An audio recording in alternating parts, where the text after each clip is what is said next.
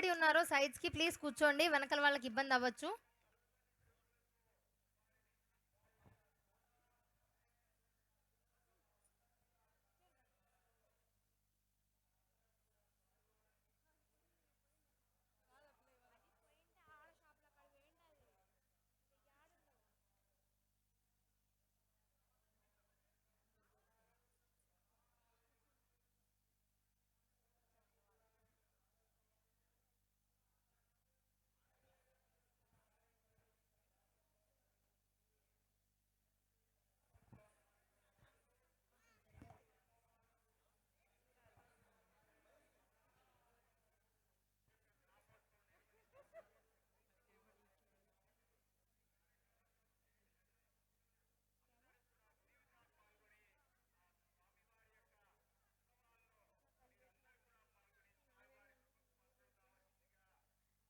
Sorry for keeping you all wait.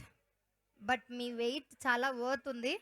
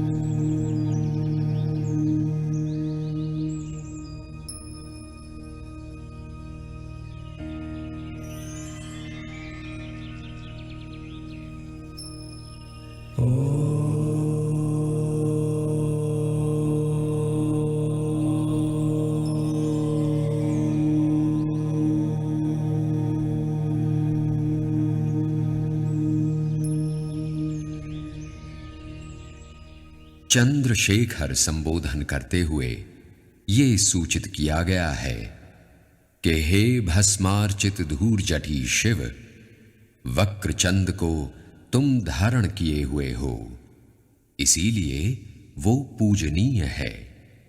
तो हे प्रभु, वक्र भी तेरी कृपा से पूजनीय होता है। तो हे चंद्रशेखर, हमारा मृत्यु भय दूर कर, जगत का एकमात्र दर्शित निश्चित भविष्य, जो जन्म लेता है उसकी मृत्यु अवश्य है। जीवन यात्रा जन्म से मृत्यु की मंगलमय यात्रा है और यही भावी ज्ञात है। तद्यपि मानव को सबसे अधिक भय मृत्यु का है, तो इस भय को त्याग कर शिवमय बनने की आरत जब अंतर में जागृत होती है, तब हृदय में चंद्रशेखर स्वरूप शिव जी के लिए आविर्भाव जागृत होता है।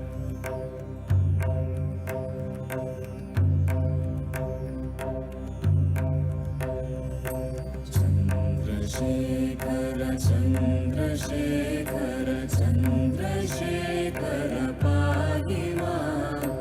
चंद्रशेखर चंद्रशेखर चंद्रशेखर रक्ष मां। रत्नसानुशरासनं व्रजताद्रिशृङ्गनिकेतनं सिञ्जिनीकृतपन्नगेश्वर अच्युतानरसायकम्। क्षिप्रदग्धपुरत्रयं त्रिदिवालयैरभिवन्दितं। चन्द्रशेखरमाश्रये मम किं करिष्यति वैयमां। चन्द्रशेखर चन्द्रशेखर चन्द्रशेखर पाहि मां। चन्द्रशेखर चन्द्रशेखर चन्द्रशेखर रक्ष मां। पञ्चपादपपुष्पगन्ध पदाम्बुजद्वयशोभितं। भाललोचनजातपावक प्रथमन्मथविग्रहम्। भस्मदिग्धकलेवरं भवनाशनं भवमव्ययम्। चन्द्रशेखरमाश्रये मम किं करिष्यति वैयमां। चन्द्रशेखर चन्द्रशेखर चन्द्रशेखर पाहि मां। चन्द्रशेखर चन्द्रशेखर चन्द्रशेखर रक्ष मां।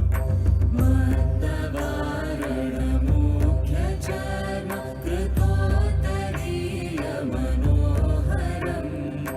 पङ्कजासन पद्मलोचन पूजिताग्रसरोरुहम्। देवसिन्धुतरङ्गसीकरसिक्तशुभ्रजटाधरम्। चन्द्रशेखरमाश्रये मम किं करिष्यति वैयमां। चन्द्रशेखर चन्द्रशेखर चन्द्रशेखर पाहि मां।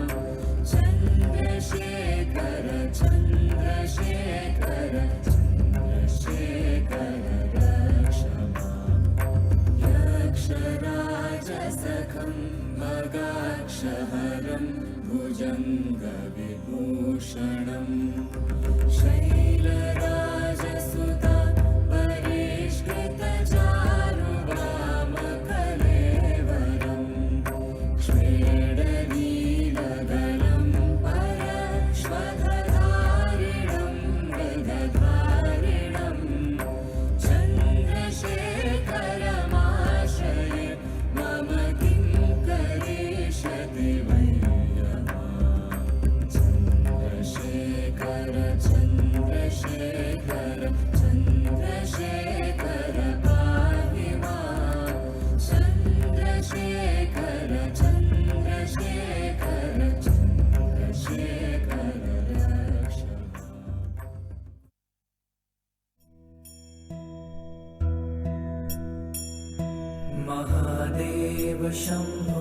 गिरीशत्रिशूलं स्वैदं समस्तं विभाति तयस्मात् शिवदान्यथा दैवतं नाभिजाने शिवोऽहं शिवोऽहं शिवोऽहं शिवोऽहम्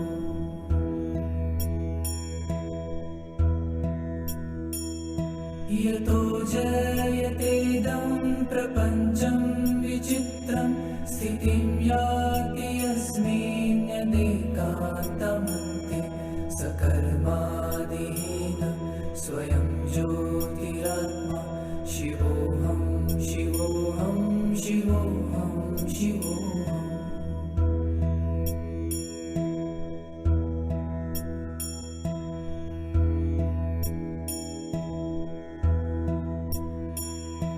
महादेव शम्भो गिरीशत्रिशूलं स्वैदं समस्तं विभाति तयस्मात् शिवदान्यथा दैवतं नाभिजाने शिवोऽहं शिवोऽहं शिवोऽहं शिवोऽहम्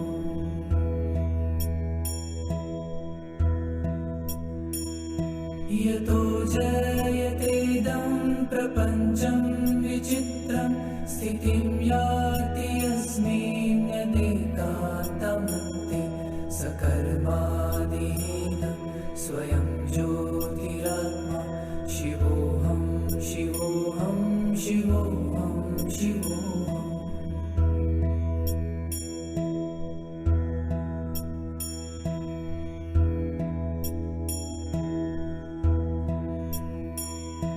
महादेव शम्भो गिरीशत्रिशूलं स्वैदं समस्तं विभाति तयस्मात् शिवदान्यथा दैवतं नाभिजाने शिवोऽहं शिवोऽहं शिवोऽहं शिवोऽहम्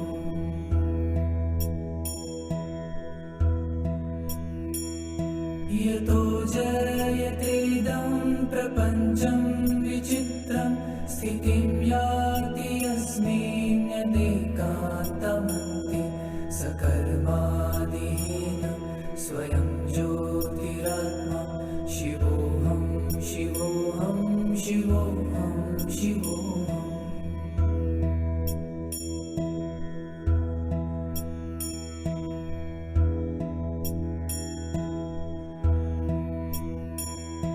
महादेव शम्भो गिरीशत्रिशूलं स्वैदं समस्तं विभाति तयस्मात् शिवदान्यथा दैवतं नाभिजाने शिवोऽहं शिवोऽहं शिवोऽहं शिवोऽहम्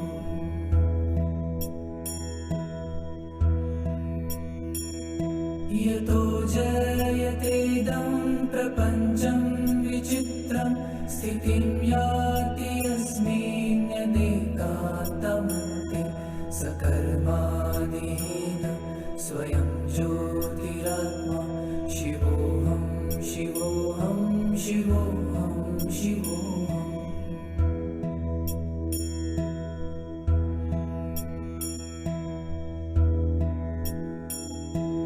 स्फुरित हुई। सर्जन और विसर्जन ये तो नियति है। आनंद और शोक यही जीवन है। इन दोनों अवस्थाओं को सम्यक स्थित प्रज्ञ दृष्टि भाव से हृदय में धारण करने वाले इष्ट तत्व ही शिव, सर्वज्ञाता होने पर भी अभेद्य मौन कवच को धारण किए हुए भगवान शिव कभी जगत के कल्याण के कारण ही प्रलयंकर बनते हैं और वहीं सर्जन होता है। नाद ब्रह्म का प्रतिघोष, भक्ति सभर भाव जगत में धूल जटी शिव महादेव की महिमा और नाद भैरव का नर्तन, इन त्रितत्वों की मिलन त्रिवेणी ही ये हृदयंगम शिव तांडव स्तोत्रम।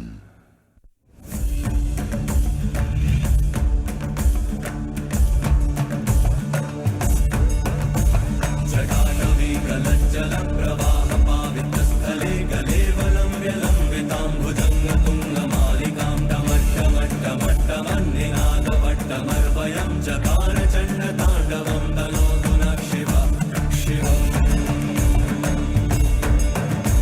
जटाकटाह सम्भ्रम भ्रमन्निलिम्ब निर्झरि विलोलवीचिवल्लरी विराजमान मूर्धनि भगत् भगत् भगज्ज्वलल्ललाटपट्टपावके किशोर चन्द्रशेखरे रति प्रतीक्षणम्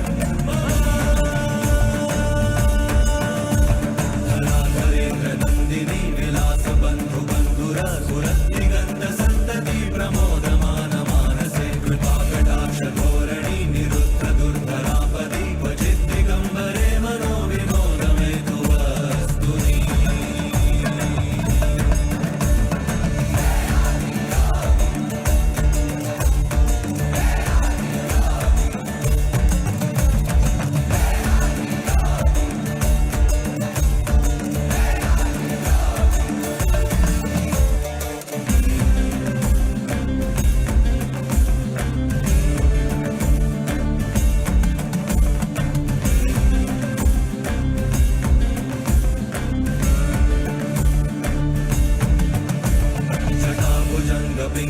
पिङ्गलस्फुरत्पणामणि प्रभा कदम्ब कुङ्कुमत्रव प्रलिप्त दिग्वधूमुखे मदाङ्ग सिन्धुरस्फुरत्वगुत्तरीय मेदुरे मनो विनोदमद्भुतं विभर्तु भूतभर्तरी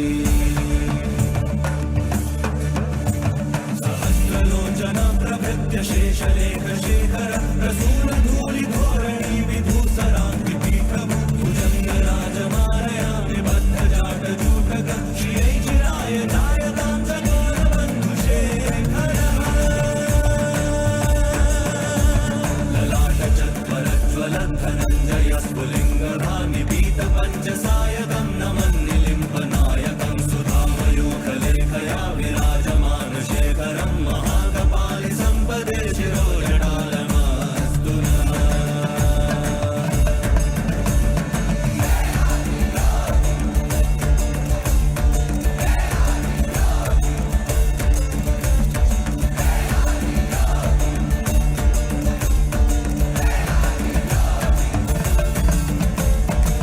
करालपालपट्टिका धगत् धगत् धगज्ज्वल धनञ्जयाहुतीकृता प्रचण्ड पञ्चसायके धराधरेन्द्र नन्दिनी कुचाग्रचित्रपत्रक प्रकल्पनैकशिल्पिनी त्रिलोचने रते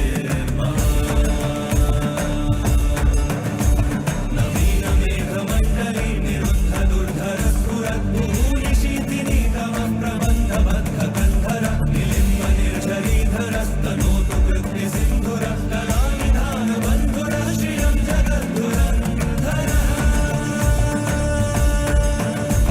प्रफुल्लनीलपङ्कजा प्रपञ्चकालिमप्रभावलम्बिकण्ठगन्धवीरुचिप्रबद्धकन्धरं स्वरच्छिदं पुरच्छिदं भवच्छिदम् अखच्छिदं गजच्छिदाधगच्छिदं तमन्तगच्छिदं भजे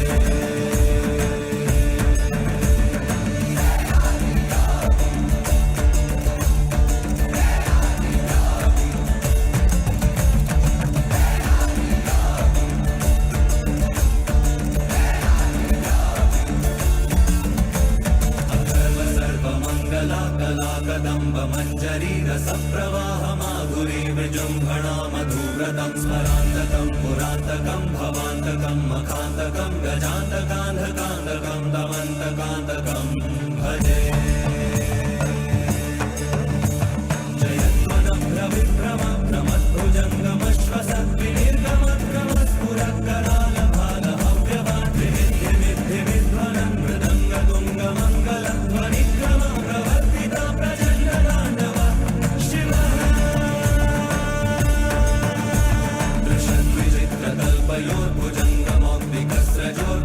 दृशद्विचित्रकल्पयोर्भुजङ्गमौक्तिकस्रजोर्गरिष्ठरत्नलोष्ठयो सुहृद्विपक्षपक्षयो घृणारविन्दचक्षुषो प्रजामहे महेन्द्रयो समं प्रवर्तयन्मनः कदा सदा शिवं भजे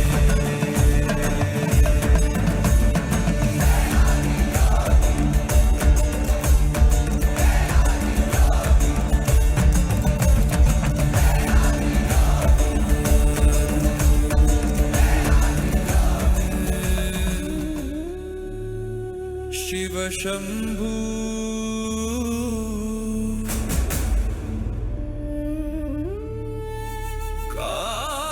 भी तुम, महाकाल भी तुम, शून्य में गूंजता।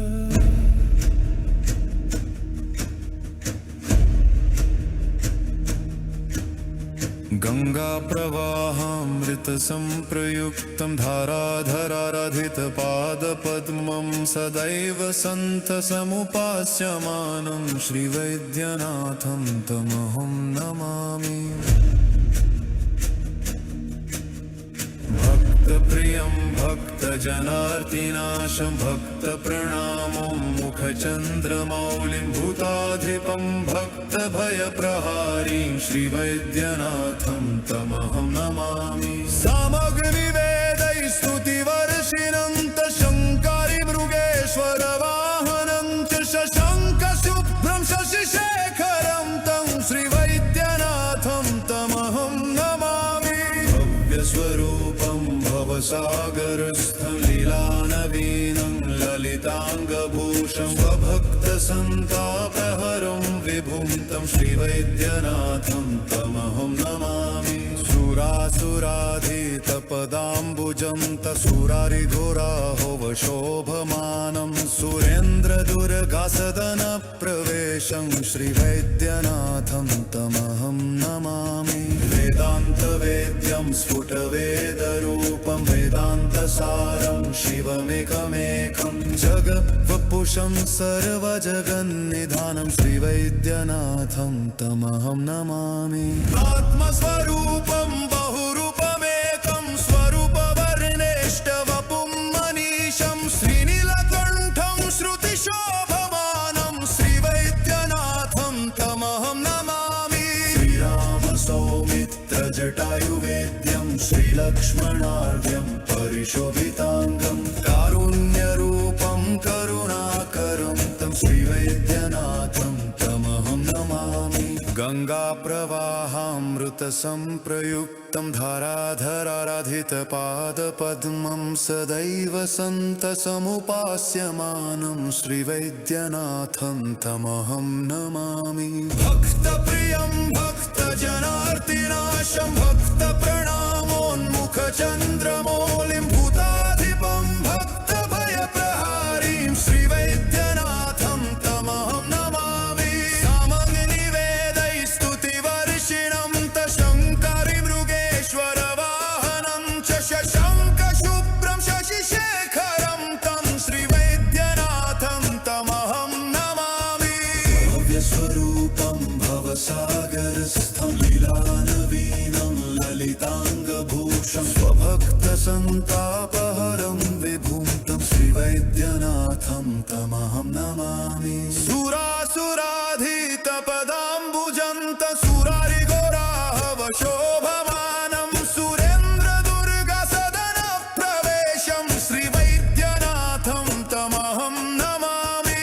वेदान्तवेद्यं स्फुटवेदरूपं वेदान्तसारं शिवमेकमेकं जगद्वपुषं सर्वजगन्निधानं श्रीवैद्यनाथं तमहं नमामि। आत्मस्वरूपं बहुरूपमेकं स्वरूपवर्णेष्टवपुं मनीषं श्रीनीलकण्ठं श्रुतिशोभमानं श्रीवैद्यनाथं तमहं नमामि। श्रीरामसौमित्रजटायुवेद्यं श्रीलक्ष्मणार्घ्यं परिशोभिताङ्गं कारुण्यरूपं करुणाकरं तं श्रीवैद्यनाथं तमहं नमामि। गङ्गाप्रवाहामृतसंप्रयुक्तं धाराधराराधितपादपद्मं सदैव सन्तसमुपास्यमानं श्रीवैद्यनाथं तमहं नमामि।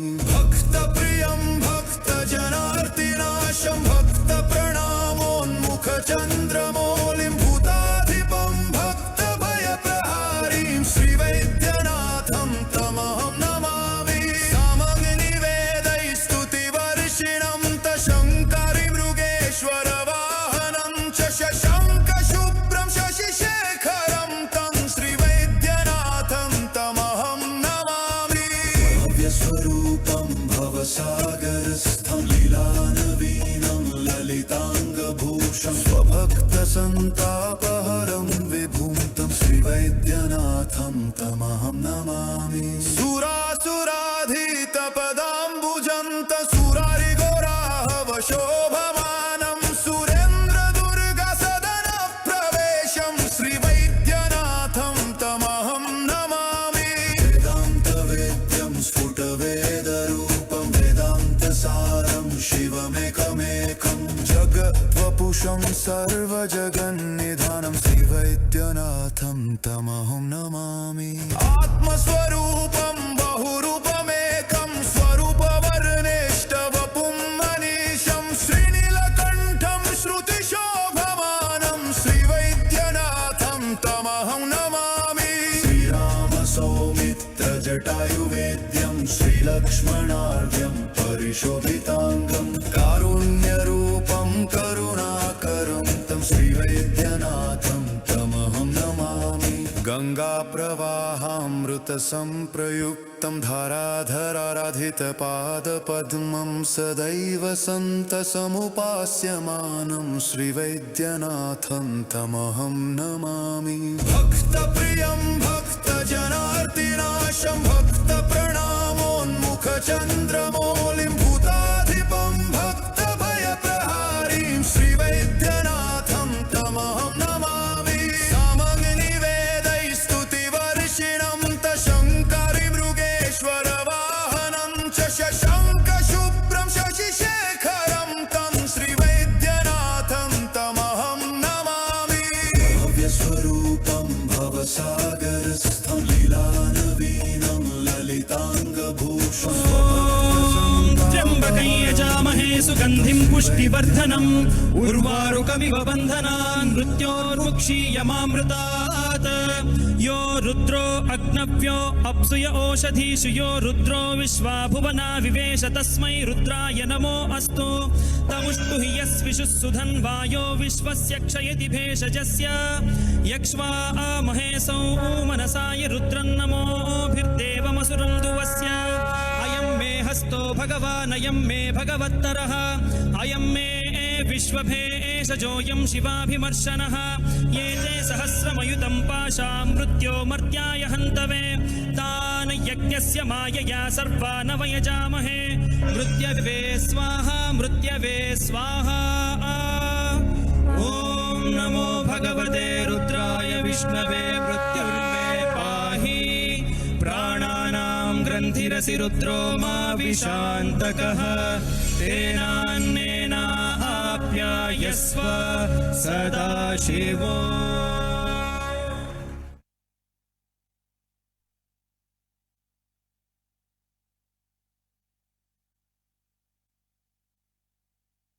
స్టాండింగ్ ఓయేషన్.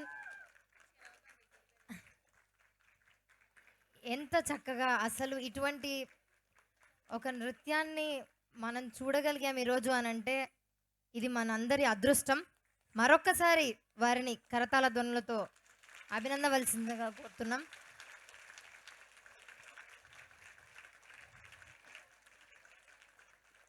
చాలా చక్కగా ఎక్కడి వాళ్ళు అక్కడ నిలబడిపోయి అలా చూస్తూ ఉండిపోయారు.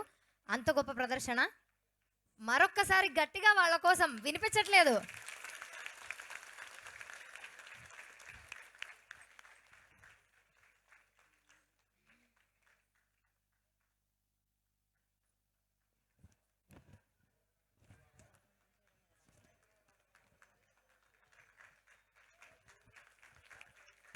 Anshuman sir and team Kolkata నుంచి ఇక్కడికి వచ్చి మన కోసం ఇంత చక్కటి పర్ఫార్మెన్స్ని ఇచ్చారు. ఎంత అద్భుతంగా ఉంది అని అంటే నాకు మాటలు కూడా రావట్లేదు. నేను ఇంకా ఆ జోన్లోనే ఉన్నాను. ఈశ్వరుడు ఇక్కడే మనతో పాటే ఉన్నాడు అన్న జోన్కి మనల్ని తీసుకెళ్ళిపోయారు.